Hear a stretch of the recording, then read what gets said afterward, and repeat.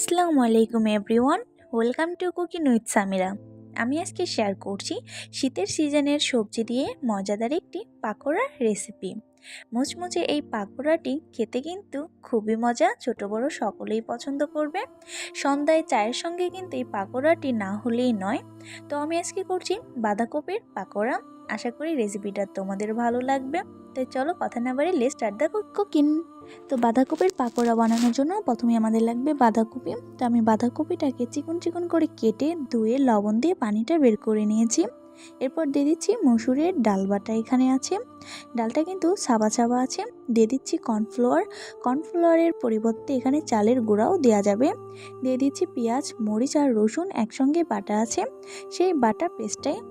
এরপর আমি দিয়ে দিচ্ছি পেঁয়াজ কুচি, দিয়ে দিচ্ছি হলুদের গুঁড়া 1 চা চামচের মতো, দিয়ে দিচ্ছি মরিচের গুঁড়া 1 চা চামচের মতো, আর ধনিয়ার গুঁড়া 1 চা চামচের মতো।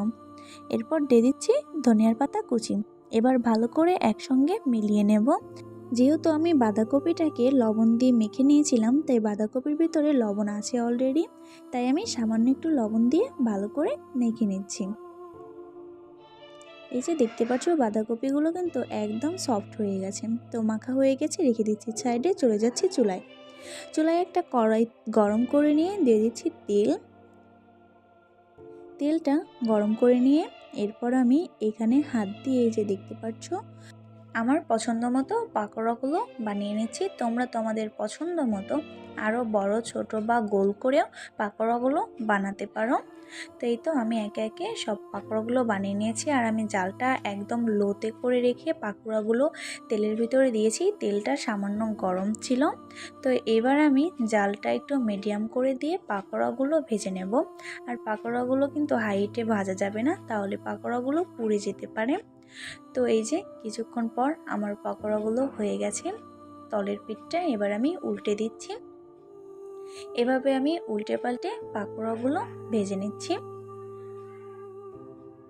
এই যে এত সুন্দর একটা স্মেল আসছে। তো এভাবে আমি উল্টে পাল্টে দুইটা সাইডই ভেজে নিয়েছি লাল লাল করে। দেখতে পাচ্ছ কালারটা কিন্তু অনেক সুন্দর এসেছে। এবার আমি তুলে নিচ্ছি। এভাবে আমি সব পাকোড়াগুলো ভেজে নিয়েছি। এবার আমি পরিবেশন করছি। এই যে মুচমুচে পাকোড়াটি এত বেশি মজা, বলার মতো না। আমার ভীষণ প্রিয় এই রেসিপিটি। তোমরাও বাসায় একবার হলেও ট্রাই করো, আশা করি রেসিপিটি ভালো লাগবে। মুচমুচে এই পাকোড়াটি ছোট বড় সবাই পছন্দ করবে। এই ছিল আমার আজকের ভিডিওটি ভালো লাগলে একটা লাইক, কমেন্ট, শেয়ার করে দিও। পেজটি ফলো দিয়ে পাশে থেকো। আল্লাহ হাফেজ। দেখা হবে পরবর্তী ভিডিওতে নতুন কোনো রেসিপি নিয়ে।